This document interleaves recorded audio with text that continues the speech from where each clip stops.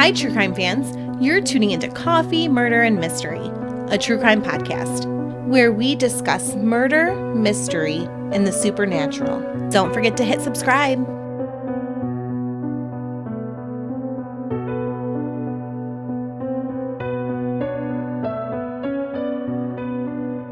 Hi, true crime fans.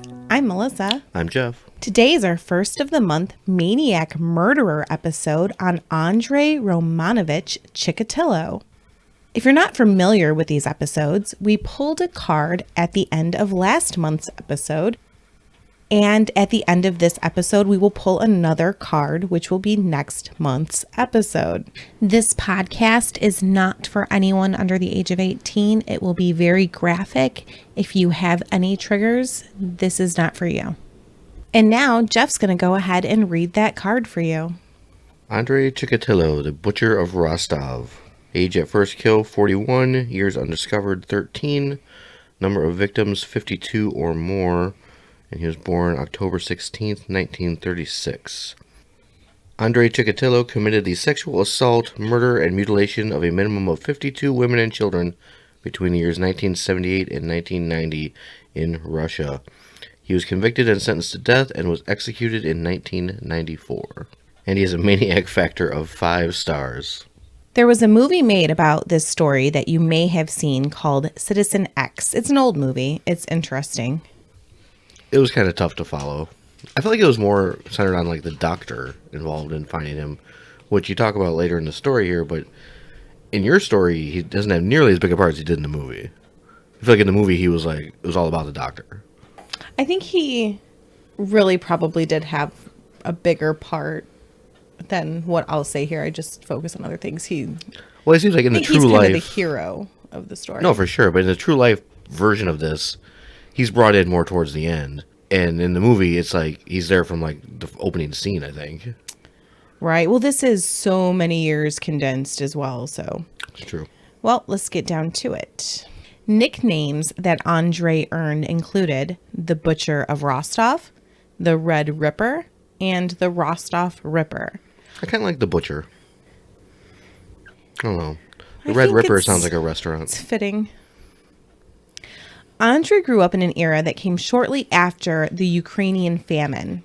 I really felt that this was relevant to his story, so in case you're not familiar, as I was not familiar, I'm going to tell you a little bit about this famine. The famine is also referred to as Holodomor, which means to kill by starvation. The famine was short-lived but had many casualties, lasting in Soviet Ukraine from 1932 to 1933. Although there is no official body count, it is believed that the famine killed about 10 million people. There are conflicting beliefs about what caused the famine.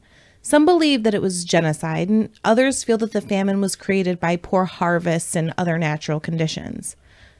Regardless of this, the leaders did reject outside aid for their people.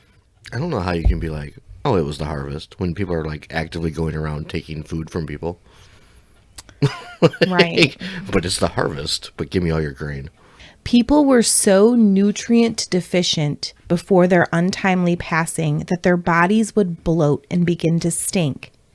The government force collected food from the people. Stalin's collectors would go door to door equipped with wooden poles to poke into the ground, looking for grain and whatnot that people had buried to keep for their families. If you were accused of food hoarding, you were sent to prison. History.com described a story of 2 boys who had caught a fish and some frogs, and they were caught. The boys were dragged into the village to be beaten, and then dragged into a field where they were left with their hands tied and mouths gagged to die. It's a good thing Stalin wasn't in charge for the toilet paper shortage of 2020. If you'd just seen those people at Costco, you'd have went ballistic. People were so hungry that they killed and ate their pets, ate flowers, leaves, bark, roots, and there were reports of cannibalism.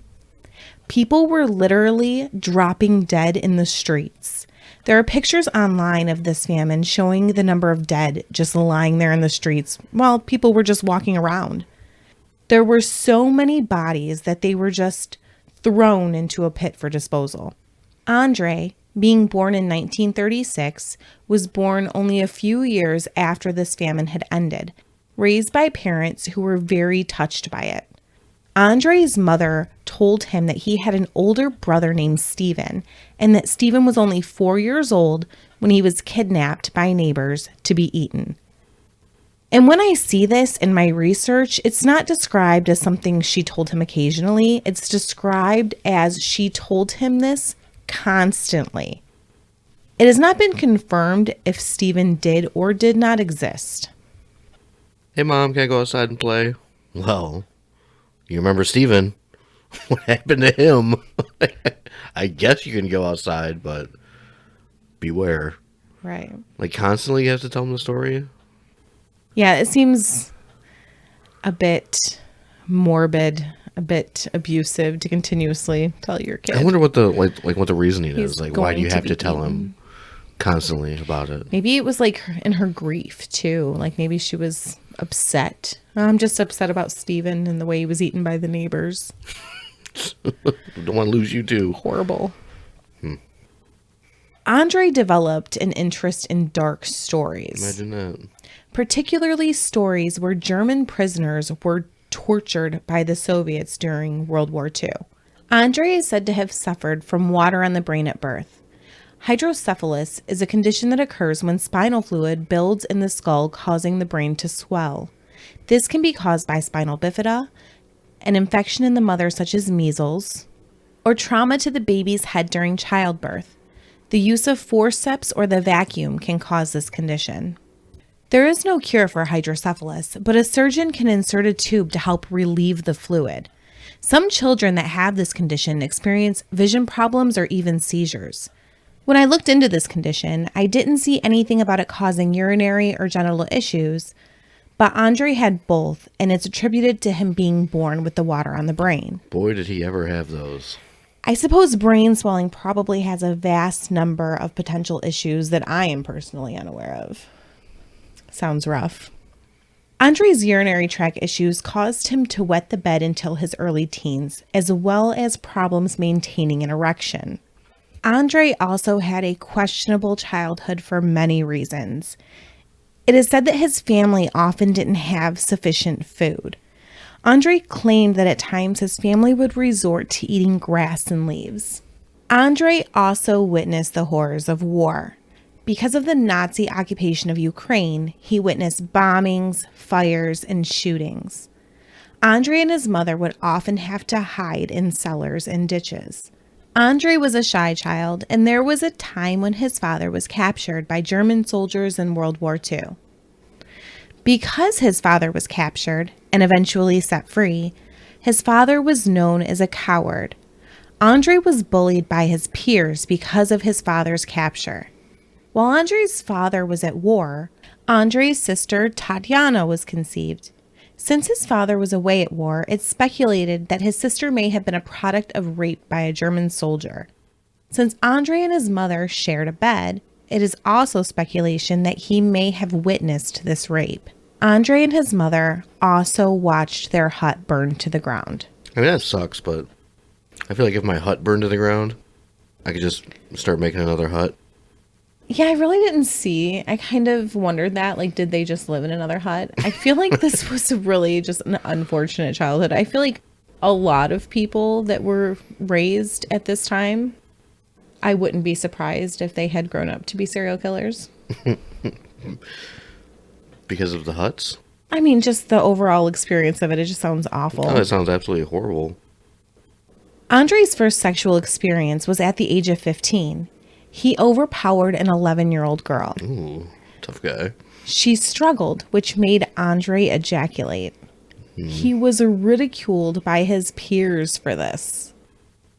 This was Andre's first indication that he was a sadomasochist. He needed to be inflicting pain in order to maintain an erection. Andre had his first serious relationship in 1955, but after 18 months of Andre not being able to perform sexually, she broke his heart. That's a long time to hold out. Maybe she really liked him for the most part. I mean, she had to have. 18 months of wet noodle. Andre seemed to be very smart and did well in school. He was an avid reader and appointed to editor of the school newspaper at 14. He was also chairman of the Pupils Communist Party Committee at age 16. Andre would say later that he felt learning was difficult for him because he suffered from migraines.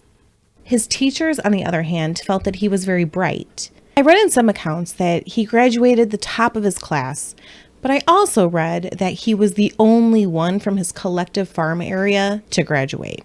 Wait a minute. So, he's the top of the class. He's the only class. Yeah, the only one. So was he valedictorian and salutatorian? I think so. Either way, he failed the college entrance exam and ended up doing a few years national service, where he was said to have served well.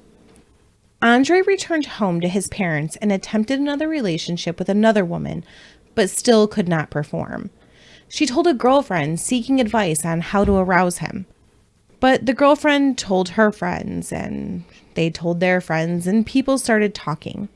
In a 1993 interview, Andre stated, "Girls were going behind my back, whispering that I was impotent. I was so ashamed. I tried to hang myself. My mother and some young neighbors pulled me off the noose.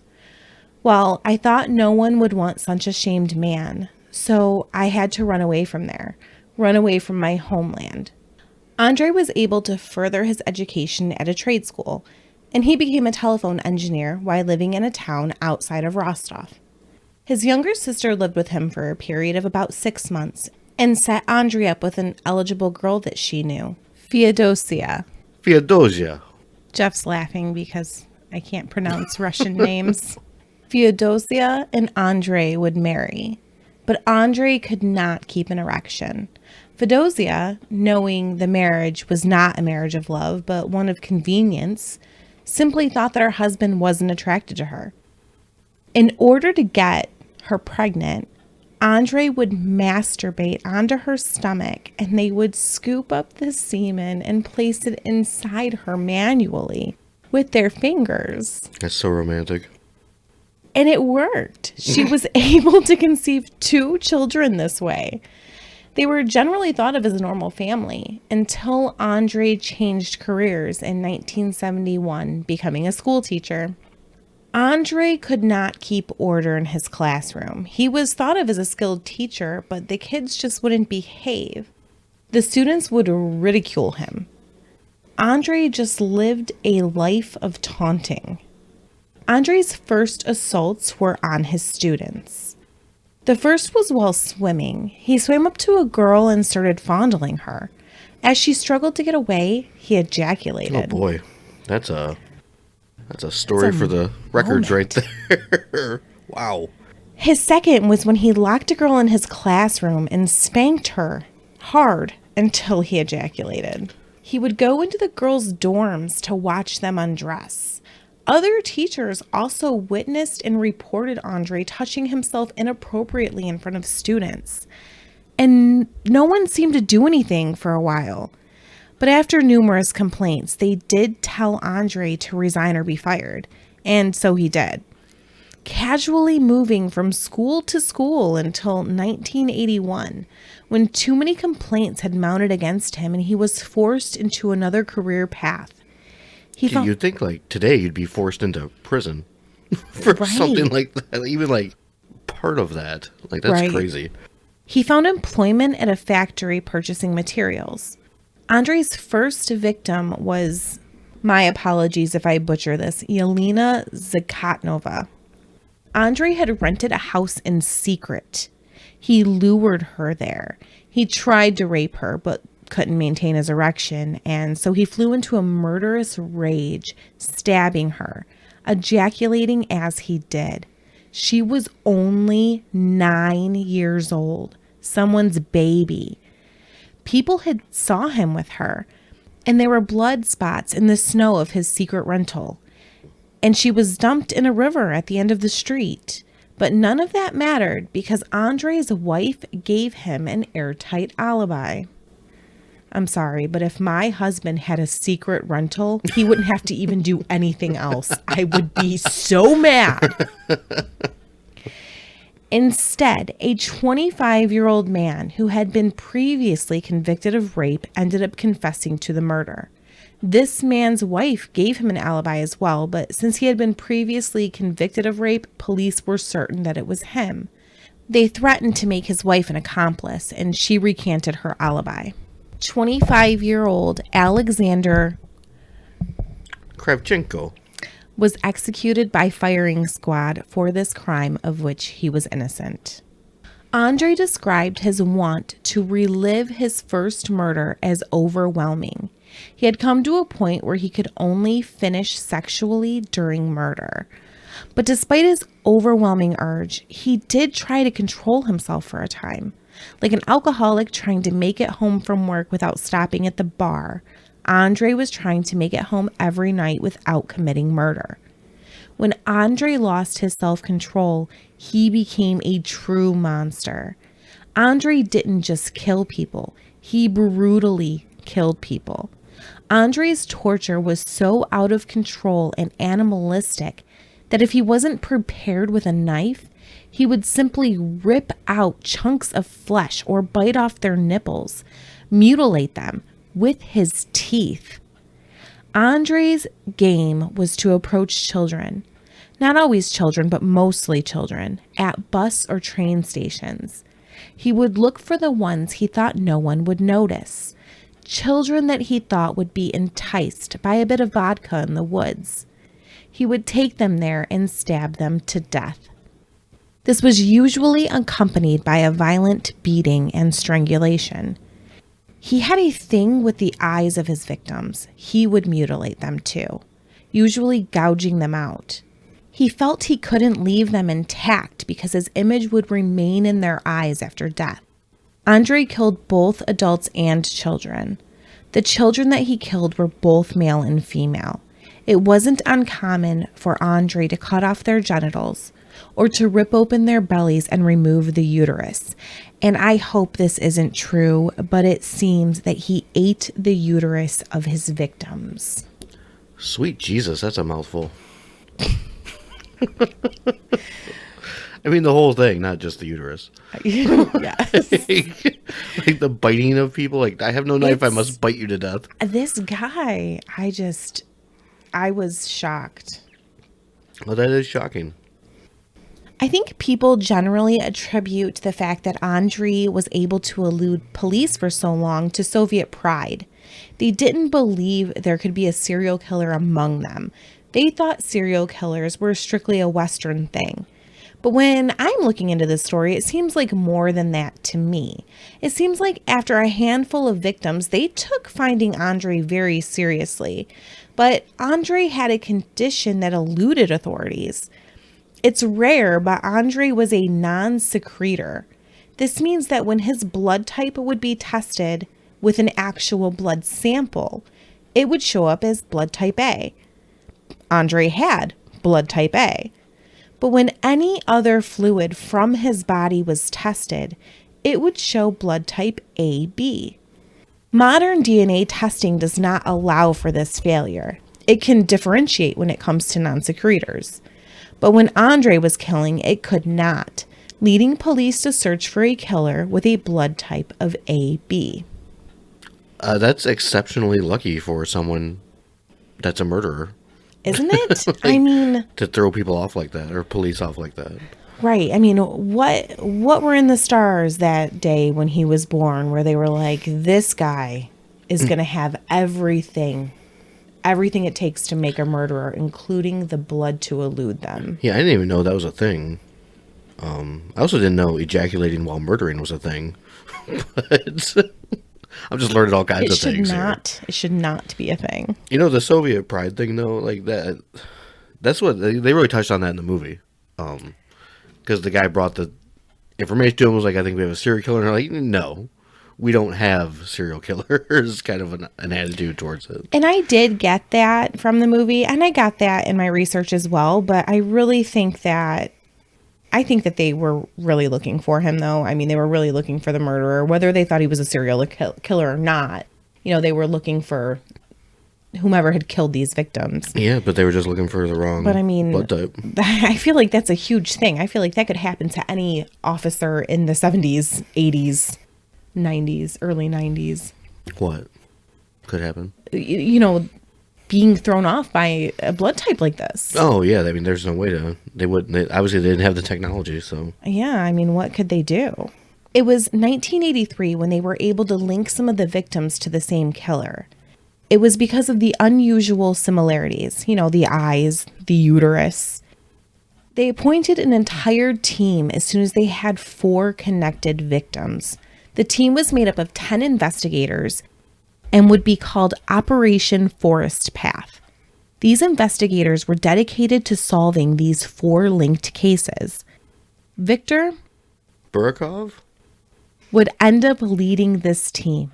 It was when they found and examined a 5th child's body that he became convinced that they had a serial killer on their hands. Andre stopped killing for a few years at this point, laying low maybe, but he would lose control again and the bodies would start rolling in. There was little media coverage, but people were talking and speculating. The rumors of what was happening went as far as to blame werewolves on the loose. Investigators speculated satanic cults or people harvesting organs. I think I definitely would have pushed the werewolf agenda in that time. Maybe start selling silver bullets. I wouldn't. Maybe some werewolf t-shirts, some swag, some killing werewolf t-shirts with blood splatters on them. I bet people would have grabbed those up. Right. Investigators looked into all the known sex offenders, mentally ill persons, and pedophiles. But since Andre wasn't known to be in one of these groups, it was in vain. The brutal interrogation process of police led to multiple false confessions, but police could tell that none were the actual killer. It said that as many as 1,000 other crimes were solved as they weeded through their suspect pool. That's pretty amazing. I do wonder if that had something to do with the intensive interrogation process. For sure. I wonder if they were just confessing to other things. Yeah, because they don't. I assume when you're being interrogated, because I never have been, you don't really know why you're there, right? You're not 100% sure why you're there or what you're being interrogated about. So you just let it all loose. That's crazy. I mean, so some good came out of it then, right? As long as they were true confessions. Well, it says 1,000 other crimes were solved. That had to be true. In 1984, 15 more victims were found. Police started surveillance efforts in all bus and train stations. Andre was arrested in 1984 for suspicious activity at one of these stations, but since his blood type didn't match, he wasn't identified as the killer. He did spend 3 months in prison on a few small unspecified charges. In 1985, Andre started working for a train company as a traveling buyer. How perfect. Train station killer, working at a train right? station. I finally found my dream job. He did actually try to maintain some control again at this time, but did end up killing 2 women that year. Oh, well, he really cut down from the 15. Yeah. They turned to Alexander Bukanovsky for help. He was a psychiatrist and was able to give them a better profile of the killer. And in my opinion, he did a great job. Alex profiled him as a necrosadist, meaning a person who can only achieve sexual gratification by hurting or killing another person. He also let them know that they were looking for someone older than they had previously thought. Alex even interviewed another serial killer and necrophile. Anatoly Slivko. In order to get a better killer profile. Anatoly was to be executed for the murder of 7 teenage boys. Andre must have started fearing that he would get caught because he took another break from killing until 1988. And instead of his normal of luring his victims from train and bus stations, he changed his methods a bit, probably trying to evade capture as the police surveillanced these areas. He was still finding his victims in public, but at more random places that police were not stationed, killing 19 victims over the next 2 years, mostly young boys at this point. Police were really cracking down. Every patrol was on the lookout for any suspicious activity. And on November 6, 1990, just as Andre had killed his last victim, a patrol picked him up for just that, suspicious activity. But instead of arresting Andre, police took his information and upon connecting it with his prior arrest in 1984, placed him under surveillance. Police didn't catch Andre actually committing any killings, but they did note that he had more suspicious behavior, and they placed him under arrest on November 20th. Andre wouldn't tell them anything until they put the psychologist who had created the profile, Alex, on the scene. He flattered Andre, letting him know that he wanted to explore his mind from a scientific perspective. And Andre told him everything. Police had only suspected 36 victims, but Andre confessed to 56.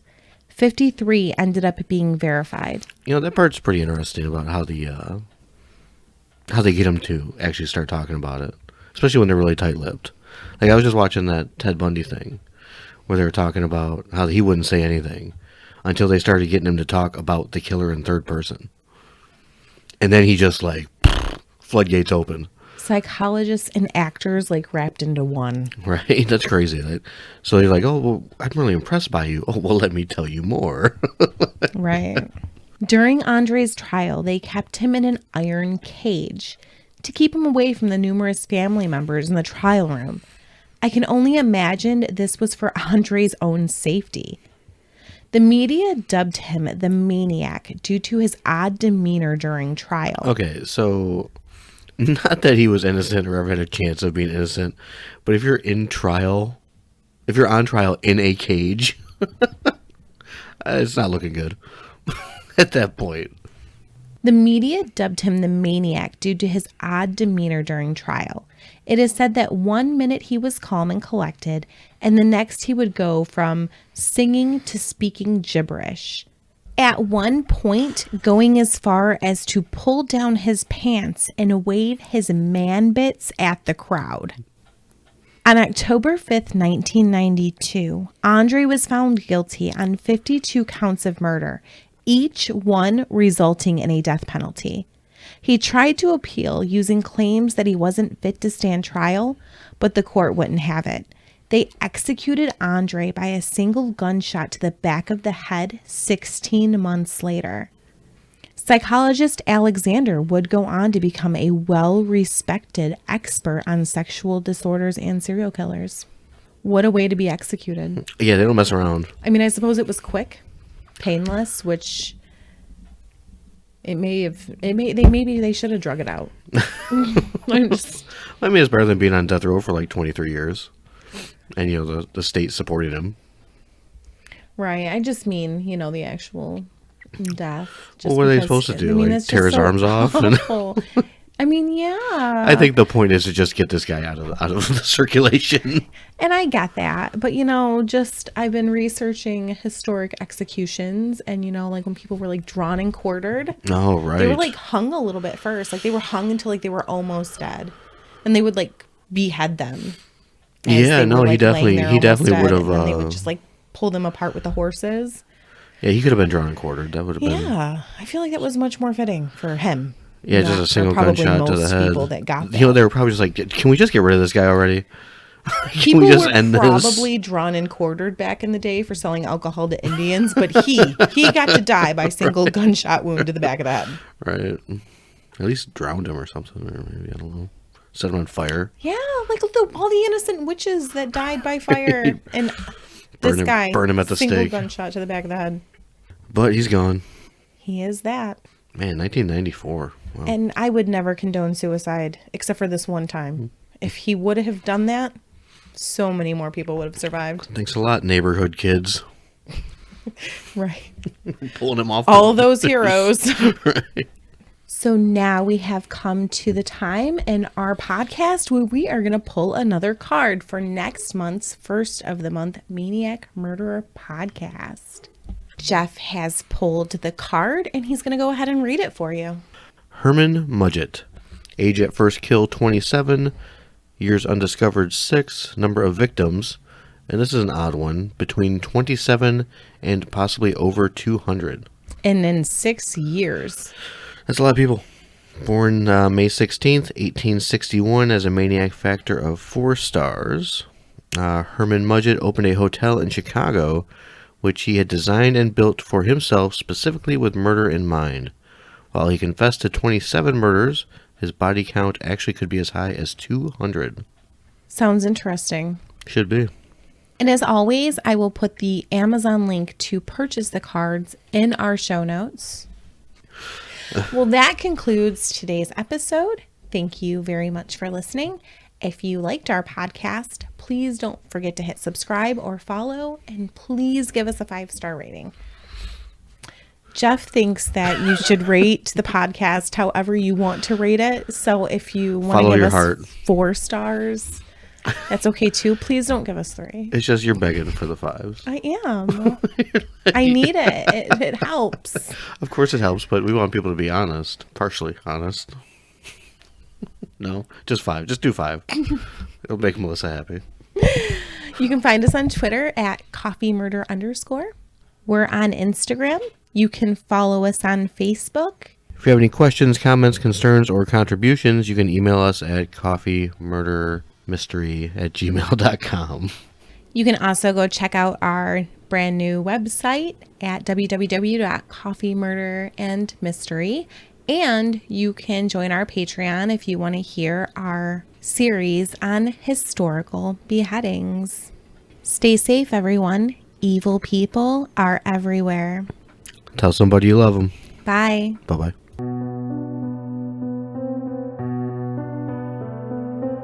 The information provided in this podcast is solely of our opinion and based upon research that we have conducted via the internet.